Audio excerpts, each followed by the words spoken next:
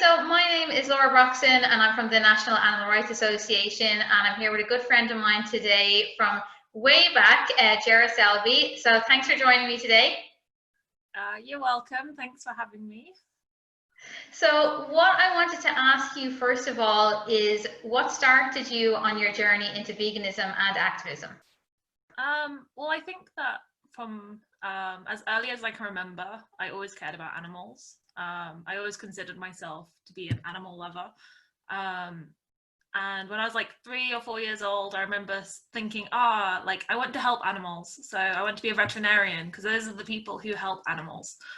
And then I remember when I was about, I think, 9 years old, my parents parked their car behind a butcher's van, and the butchers opened up the back of the van, and my sister and I were in the back seats of the car, and we saw these pig carcasses hanging upside down inside the back of the van.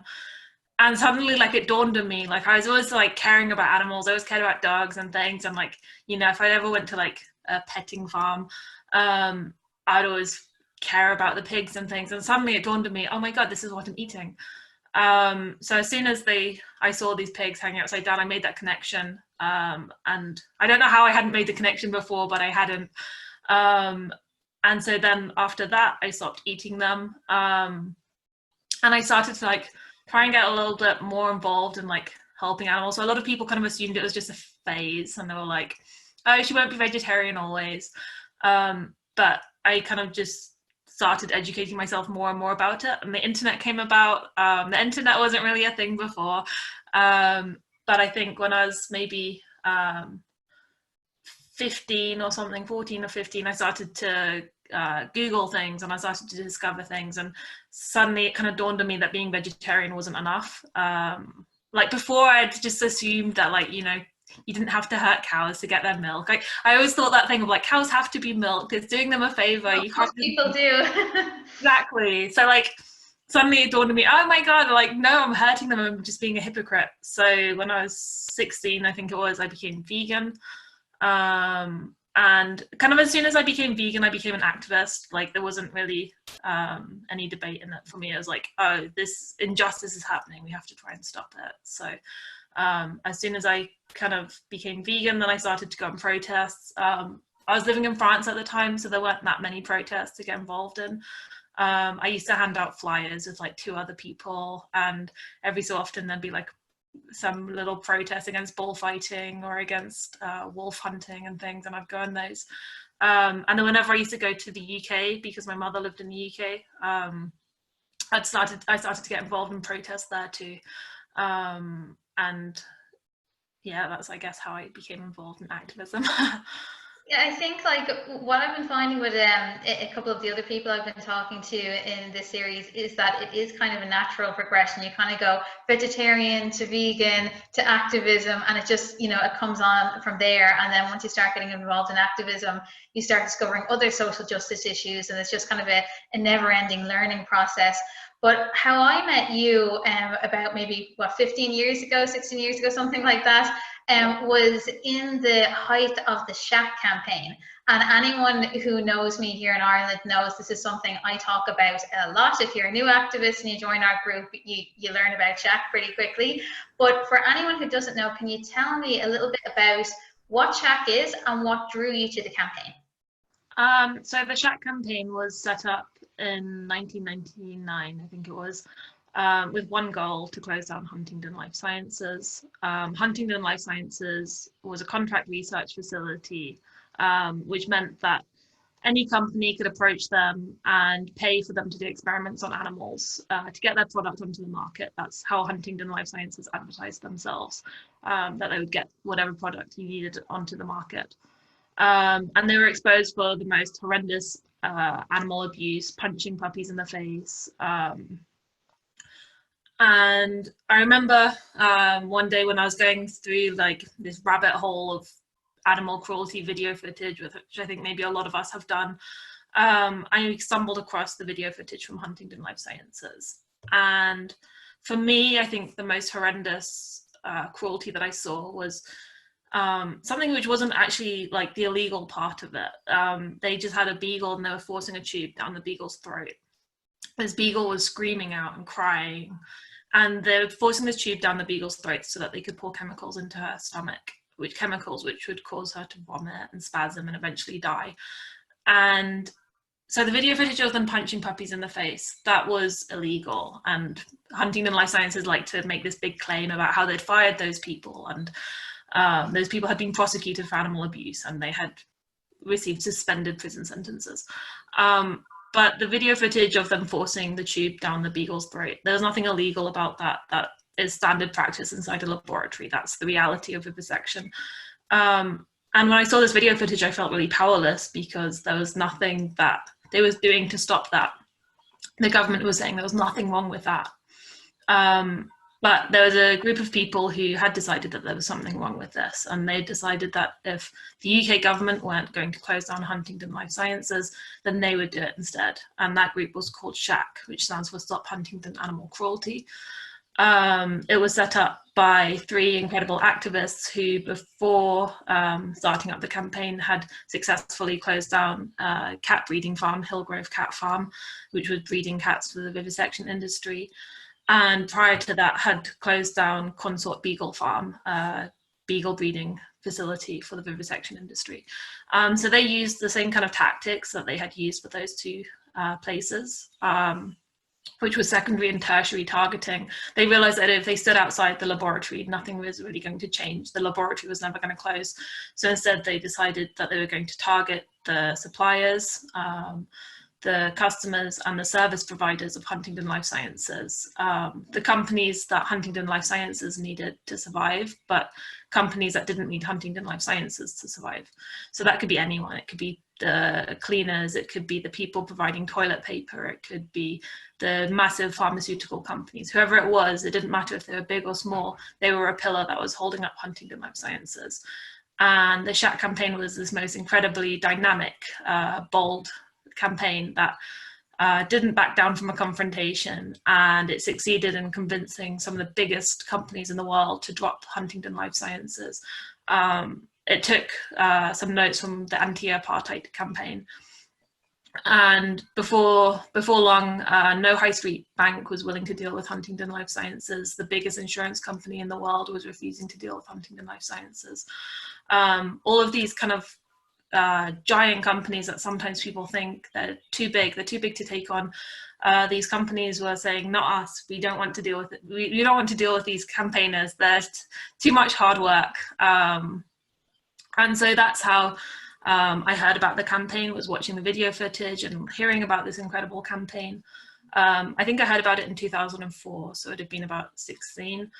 And the first SHAC protest that I went on was when I was 16 too. It was at the International Animal Rights Gathering.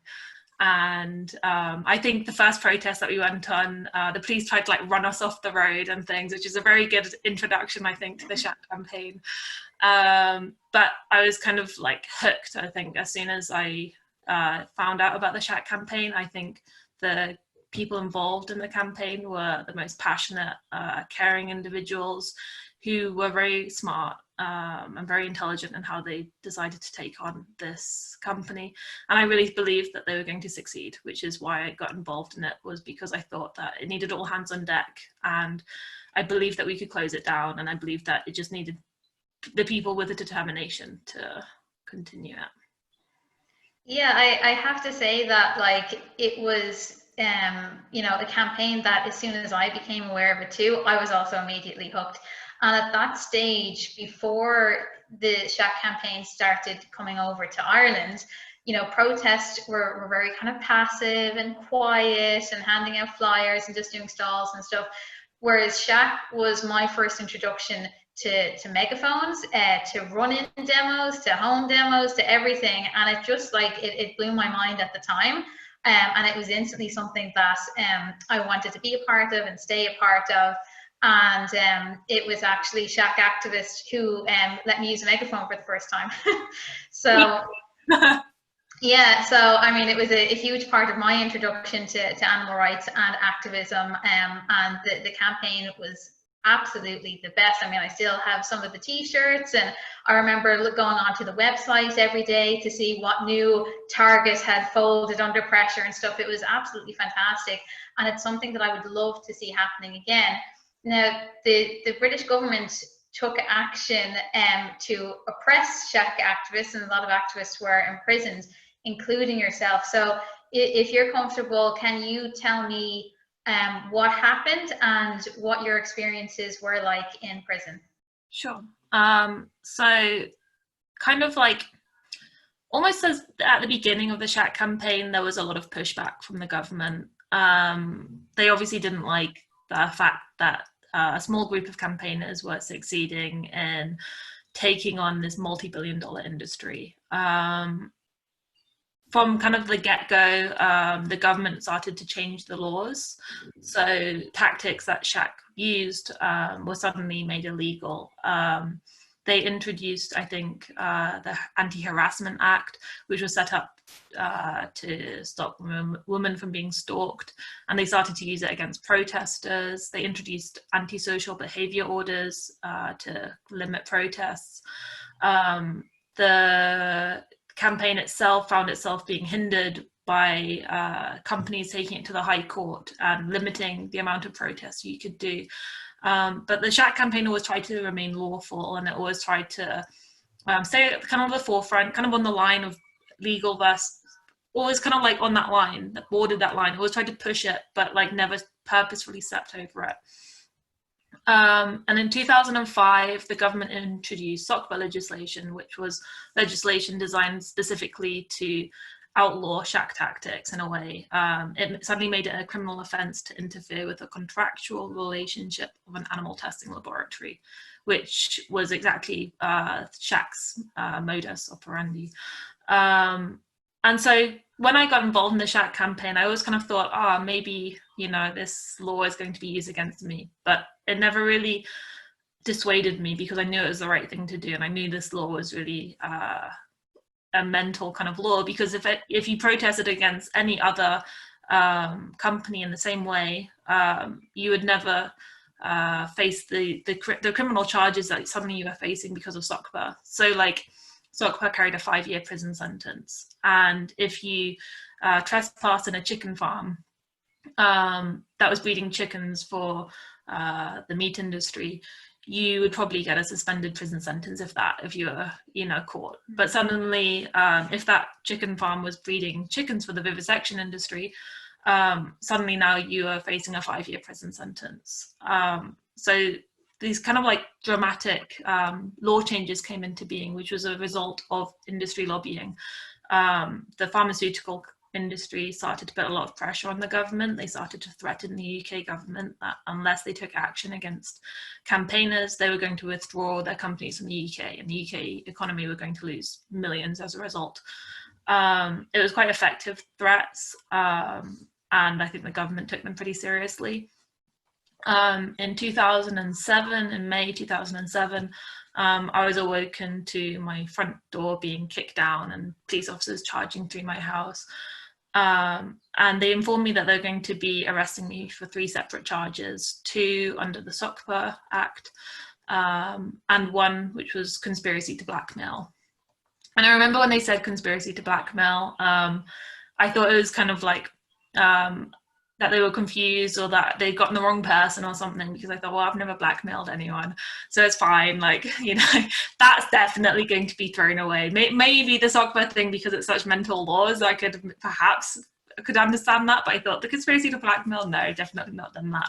Yeah, it never made sense to me when it all came out at the time. I didn't get the correlation between what you guys were doing and then a blackmail charge. It didn't make sense to me either, you know. Mm-hmm. Well, yeah, because I always kind of assumed like blackmail, that's like writing threatening letters to people, and I know that I'd never done that. So I was quite sure of my ground. But then at the end of the 36 hours that they detained me for, they informed me that they were going to be charging me with conspiracy to blackmail, which was the longest sentence. It carried 14 years in prison. And I remember thinking at the time, like, oh, this is really weird. Like, I know I have not done that. And I remember people saying at the time, the charges are going to get thrown out in court. But it quickly became apparent that they had put a lot of thought into the charges. It transpired that the FBI had been collaborating with the UK authorities to effectively do what they did to SHAC activists in the USA here in the UK. And they decided that, so a blackmail charge is making unwarranted demands with menaces to cause loss to another. And they decided that the demand not to deal with Huntingdon Life Sciences was unwarranted because the UK government had given the laboratory a license. So they said there was nothing wrong with the experimentation that they did. It was perfectly legal. So to ask a company not to deal with a perfectly legal organization was an unwarranted demand.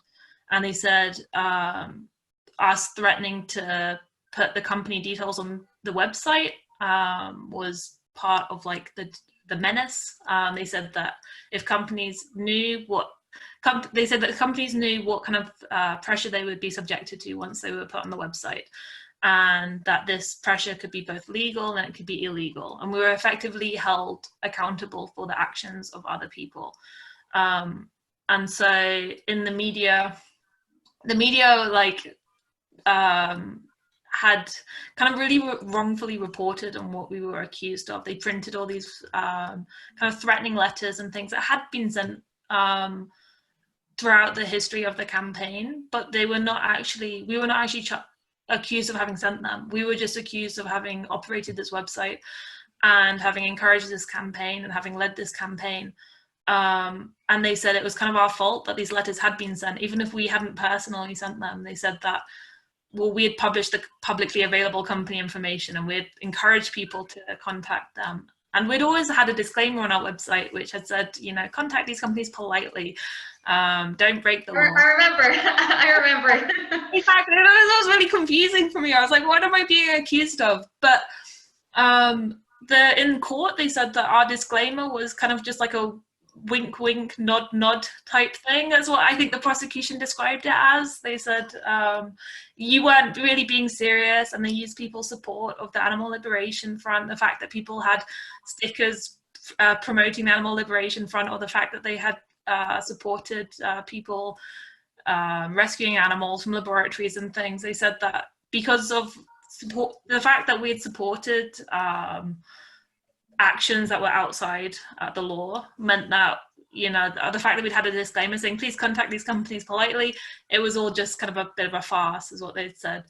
They essentially kept just bringing in all these things that people had done throughout the campaign, and we were the only ones who were being offered up to the jury. We were the only kind of ones who could be accused of anything, because they couldn't actually find out who had done the illegal things. They didn't know who was responsible. So we were kind of held responsible because I guess we were there and we were quite publicly responsible for the website and for leading the protests. So really they wanted to kind of make an example out of you guys. Yeah, I think definitely. I think that they had a lot of pressure on them from pharmaceutical companies, and they needed to get results. And they knew that if they could stop the SHAC campaign, that the pharmaceutical companies were going to be very happy with the results. They knew that without the SHAC campaign, these companies wouldn't keep getting exposed. And they knew that if they're not exposed, then they're not going to be subjected to illegal actions either. Which again still strikes me as weird, because I feel like this is the way that campaign groups have been operating for decades. Organizations like Greenpeace have been doing the same thing. And I feel like it's very worrying that they could do this to us, because I think if they can do it to us, they can do it to anyone. But sadly, it doesn't really seem that many other people seem to recognize this. I think in part because we had such bad media and publicity surrounding the campaign that people just assumed that we had done all these things that we hadn't actually been accused of. And the trial took a long time to actually take place. I was arrested in May 2007, and in January 2008, in January 2009, I was sentenced to 4 years in prison after being found guilty by a jury. I actually received the shortest prison sentence that day. Everyone else had, apart from one other person who got the same sentence as me, everyone else had received longer. One of my co-defendants was sentenced to 11 years in prison. And So for me, when I was sentenced to prison, it came as I don't know like how to really describe it. I think like this kind of shocking sense of injustice. Like I think that I had kind of assumed that I was quite clever and I kind of knew that there was a lot of injustice in the British justice system, but I didn't realize kind of to what extent. And when I was kind of sent to prison for this thing, I know my co-defendants were sentenced to prison for this. I just remember feeling this like shocking sense of this was not right. This should not have happened. For me personally, I do not believe that any of us were guilty of a conspiracy to blackmail. I do not believe that is an unwarranted demand to ask a company not to deal with a laboratory that has been exposed time and time again for torturing animals. I do not believe that that is at all an unwarranted demand, and if it's not an unwarranted demand, then it's not a crime.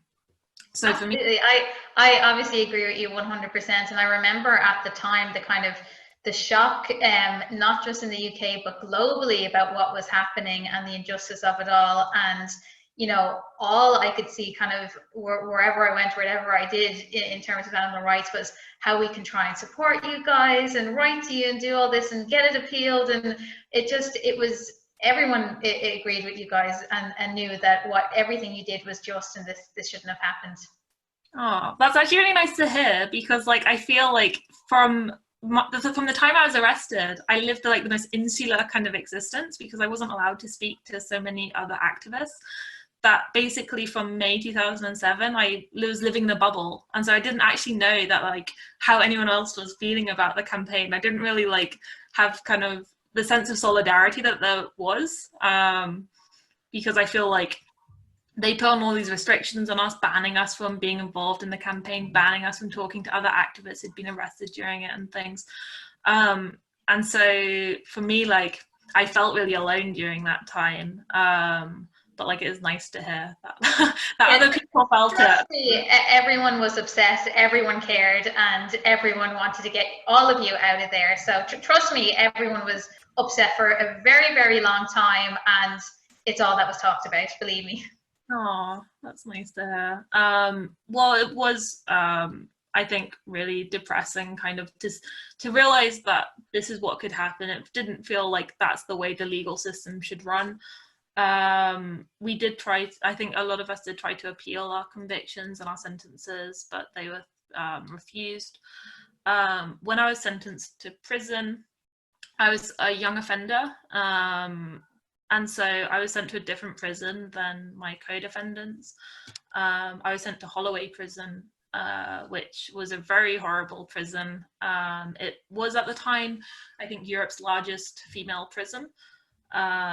And it has served as like a remand prison. So for a lot of people who hadn't yet been convicted of anything, they were sent there. It was a category A prison, so it held people serving life prison terms. And I just kind of remember feeling like, wow, this is totally overwhelming for me. I had always kind of accepted that I might end up in prison one day for being an animal activist. I knew that animal activists are often sentenced to long prison terms for things that they wouldn't be sentenced to long prison terms for any other reason. But I kind of hadn't thought that this is what I would go to prison for. I hadn't really thought that what I'd done was a crime. And I think kind of prison came a bit of a shock to me. I think that I hadn't realized just how much suffering there is in the prison. And I think that was pretty hard for me, especially like kind of being on my own. And suddenly you're kind of thrown into this environment where you feel really helpless to help anyone. You see all this suffering around you. So I think for female prisons in particular, a lot of the women inside female prisons, they're victims of a lot of things like child abuse, abusive partners. Most female prisoners, they've not been convicted of a violent crime. A lot of them have drug addictions and alcohol addictions. And most of them have just been victims of the most kind of depressing upbringing. and then they found themselves thrown in a prison, and their mental health is ignored. They're basically warehoused inside this prison. There's like so much suffering, and I think all of that kind of came to me as just this massive shock. Like I thought I'd kind of understood what prison would be about, but then the reality of it was, I think, a lot more depressing than I had assumed it would be. And I think I was in Holloway prison for about 4 or 5 months. And then I was moved to a different prison, which was actually a lot nicer in terms of prisons. I think by that point I'd sort of started to adjust to what prison would be like. And so I think from then on, then I could like make some friends in the second prison. I think the first prison I just hadn't really made that many friends. I just kind of sort of kept to myself. But the second prison was a lot nicer, but I don't know. I can keep going on, but I don't know if you want to ask. Yeah, keep going. I think like a lot of new activists especially wouldn't be aware of what you went through and what the other activists in SHAC went through and what the reality of prisons is like. So please do share anything you're comfortable with sharing. Okay. So I think another thing that really surprised me was I had wrongfully assumed that once we'd been sent to prison, that we would be treated like every other prisoner. I thought, you know, we've all been convicted of doing a crime, surely that's it. But the reality was that they weren't just happy with us just being sentenced to prison. And this seemed to be like their chance to get their revenge, is what it felt like. And so they were interfering kind of throughout our sentences. I wanted to be moved to the same prison as one of my co-defendants, and they refused to allow it. They said that it would have to go to like the extremist monitoring unit or something. And then normally prisoners towards the end of their sentences, they can get day release, and they can take part in like work release schemes, which is to help people get used to being back into society again, and they can get things like early release on tagging. And all of these schemes, which are set up purposefully to help prisoners get back into society and not reoffend, they were all denied to us. Like for me, for instance, I was a first-time offender. I was a teenager when I was involved in the SHAC campaign. I was a non-violent offender. I was a perfect prisoner. I had no records or blemishes to my name, and yet I was refused day release. I was refused to take part in any outside work schemes. I was declared a MAPA level 3, which is the highest level of monitoring that any prisoner in the UK can be subjected to. Wow. And it felt like really frustrating because there was nothing I could do to change that. I'd go to like my probation office in prison, and they tell me, well, your crime is linked to animal rights extremism, environmental extremism, left-wing extremism, right-wing extremism. And I remember saying, right-wing extremism, really? Like, that's the biggest offense you could give to me. Yeah.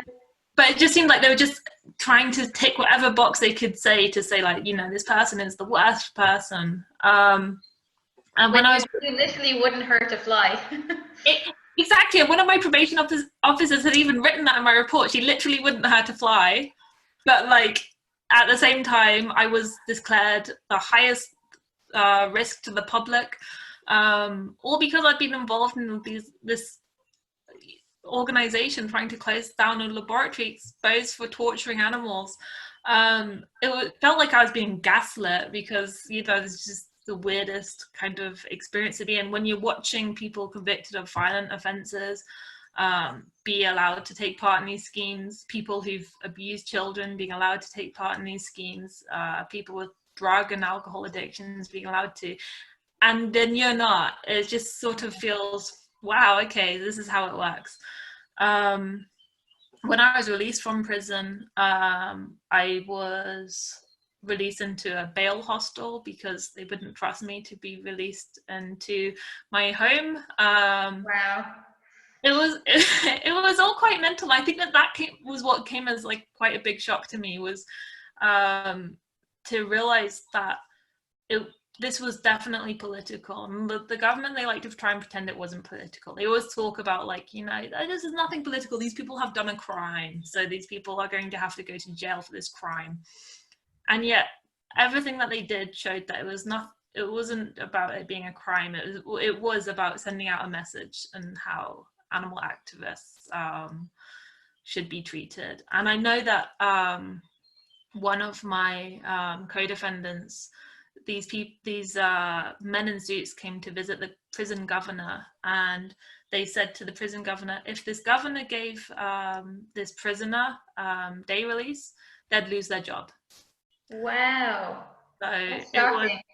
it was pretty shocking. But I feel like maybe I don't know. It was just a weird kind of place to be in. I think that I don't know. Like, at the time, I was naive enough to assume that there was going to be a little bit of justice, but then everything kind of came as a wake up call of, no, this is about sending a message, and you guys have pissed off so many people, so many powerful people, and now it's our turn to do you wrong, I think is what. Yeah, I mean, it's absolutely horrific just to see what was happening to all of you. And, you know, I hope that you all know how much everyone appreciated what you did and, you know, what you went through, and that you really were in everyone's thoughts all the time. All of them were, all of you guys were, and I'm just really sorry that you guys have to go through that.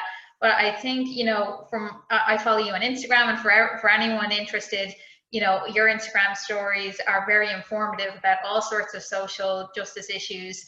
It's like I look at your stories in the morning like a news bulletin. So everybody just check out her Instagram page. But, you know, a lot of the stuff you post would be on abolishing the prison system in general. So was that something that you kind of felt or thought about before you went to prison? Or was your insight from prison what kind of made you realize, wow, this just doesn't work, there's no justice, there's no help, it needs to be abolished completely? So again, I think I was only 18 when I was involved in the SHAC campaign. I hadn't really thought that much about prison abolition. It wasn't really something that I was that aware of. I knew that other animal activists and environmental activists had gone to prison for absurd lengths of time for actions. And I always kind of like supported political prisoners and freeing political prisoners. But at the time I was naive enough to kind of think, oh, but there's some like bad people, but people who've done like bad crimes, that's fine for them to go to prison. I hadn't really thought that much about it, I won't lie. But then when I was sent to prison, it quickly kind of became apparent that the people in prison, they shouldn't really be there. So I think maybe the story that for me most stuck out was meeting this woman who was maybe in her 50s or 60s, and I met her in Holloway. And I remember at the time, I didn't really like this woman. She seemed pretty unstable, pretty scary. She was always seemed to be starting fights with people and shouting at other prisoners or shouting at officers. And so I kind of just kept my distance from this lady. And then one day she came into my cell and she asked if I could help read her documents for her. She wanted me to read her court documents to another prisoner who was self-harming. And I agreed to read these documents for her. These were her court documents, and her court documents described her childhood. And so this woman, she was mixed race, and her grandfather had made her sleep in the shed outside their house because she was mixed race, and he said that he didn't want any N-word sleeping in his house. When her mother ever got a new boyfriend, she'd be shipped off to a care home, where she was like forced to stay in this care home. And in this care home, she was sexually abused by the people who worked there. Oh my God. And she became friends with a girl in a wheelchair, and she said she used to have to try and protect this girl in the wheelchair from the men. But it didn't work, and she couldn't always protect her. And eventually the girl in the wheelchair, she killed herself. And at one point, this young girl, the next time that a man came into her room in the care home, she stabbed him in the face. And from then on, this woman went back and forth into the prison system. And I met her when she was in her 50s or 60s, and in the 80s she was serving a prison term in the Holloway prison, and she ended up in a fight with the officers. The officers came into her cell and beat her so badly that she had to go to prison and get a blood transfusion. And in the hospital she contracted HIV because they gave her contaminated blood. And suddenly it kind of dawned on me, like, you know, no wonder this lady is so angry at this world, because she should have been protected. She should never have gone into the so-called justice system. We call it a justice system, but it seems anything but a justice system. This girl should have been protected, and instead she was just hurt and hurt and hurt. And I met her when she was in her 50s or 60s, and she couldn't read or write. And what hope did she have? She had, you know, this extensive criminal background. No one was going to employ her. No one was going to give her a job. And so for her, it just seemed like this hopeless kind of cycle of, you're trapped in the system. You go into prison, you come out, and then you go back into prison.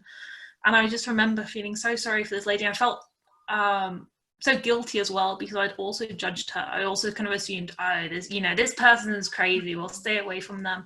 And it's like, she's not actually crazy. She is hurting. She's had so much hurt that she should never have experienced.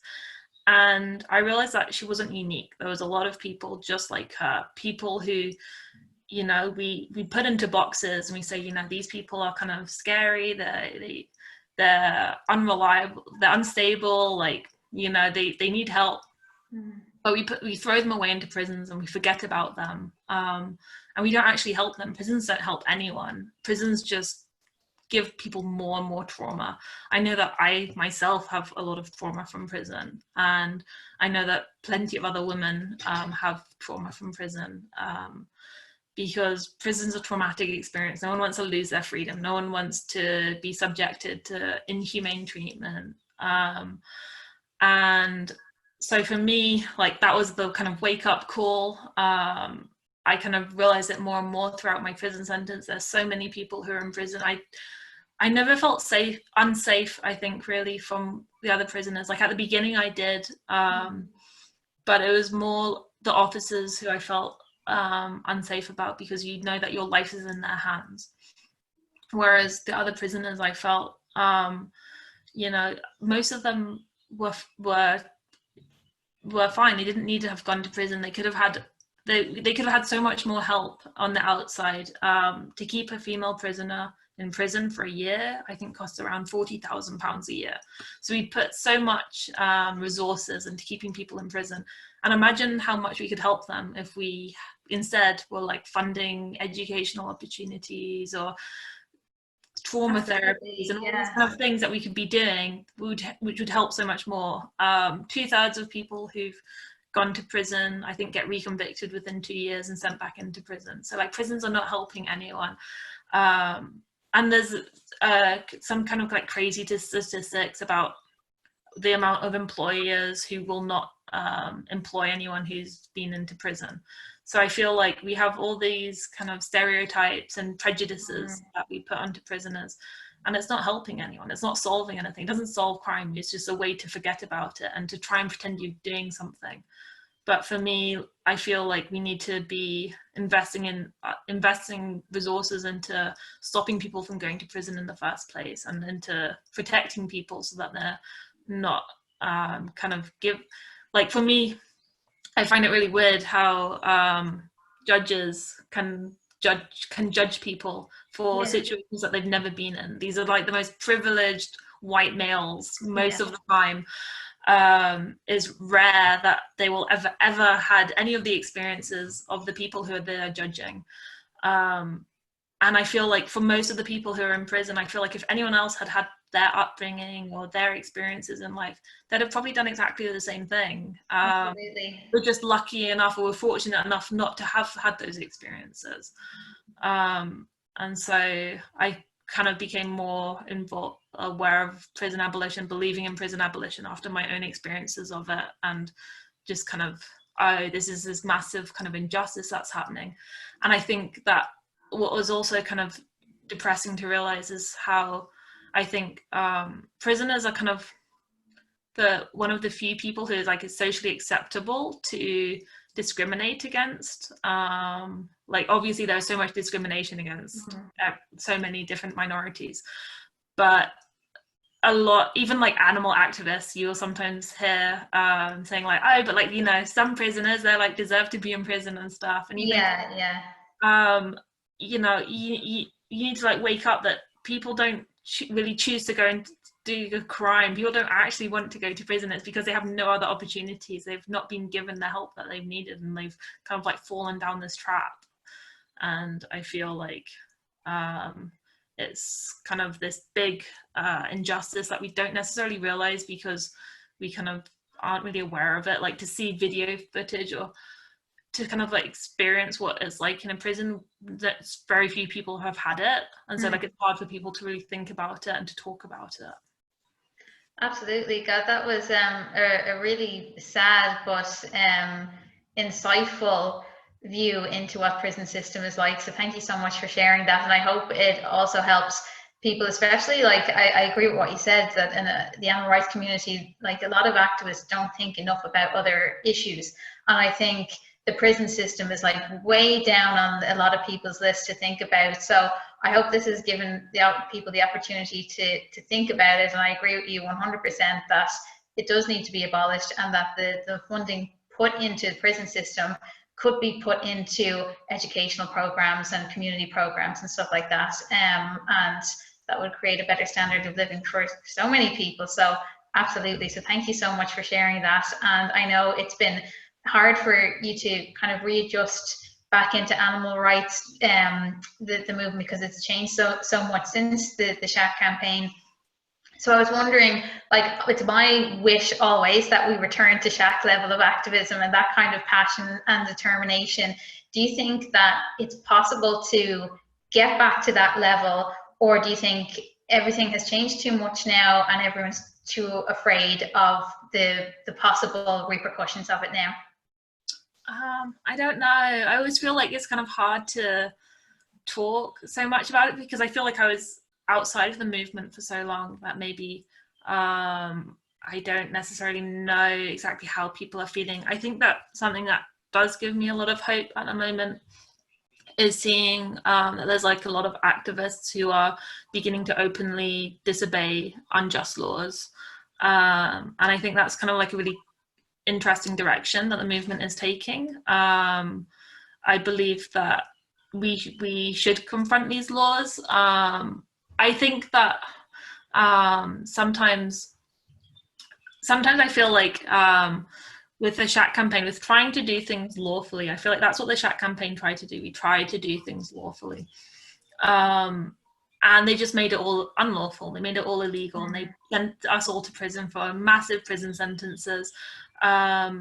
And so kind of for me personally, I feel like if we are openly disobeying these laws, then maybe that is like a different direction that we could go into without trying to be inciting anyone, obviously, because that would disclaimer and all that. Yeah. Disclaimer, no, nod, wink, wink. But I think that's like a very interesting direction. Obviously, it's like civil disobedience. It's been done in the past. And I feel that, you know, we have the morals on our side. What we do to animals is wrong. For us to respect these laws that allow us to torture and abuse animals, I feel that's just going along with the abuse. We're being complicit in it. And so for us to openly disobey those laws, I think is the morally just thing to do. And so I think that maybe if like campaigning goes more into that way, I think that'd be a really interesting thing that I'd like personally to see. Me too.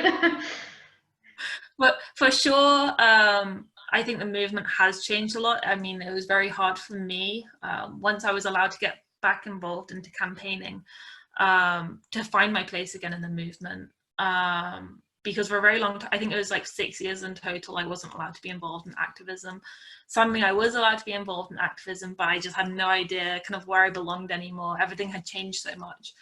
I know that kind of we have quite a lot of like this Instagram kind of celebrity culture thing, and a lot of kind of like vegan capitalism type thing, and that all feels very weird to me.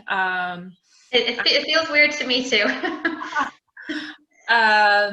And I think it's very depressing kind of when sometimes when you see activists and they're saying, you know, I'm just going to focus on animal rights because they're the ones who are suffering the most or something. I feel like, you know, the animal rights movement, I think kind of throughout history, has always been a social justice issue. It's always been about stopping an injustice, and we can't just focus on one injustice. We have to focus on all the injustices, because injustice anywhere is a threat to justice everywhere. Absolutely.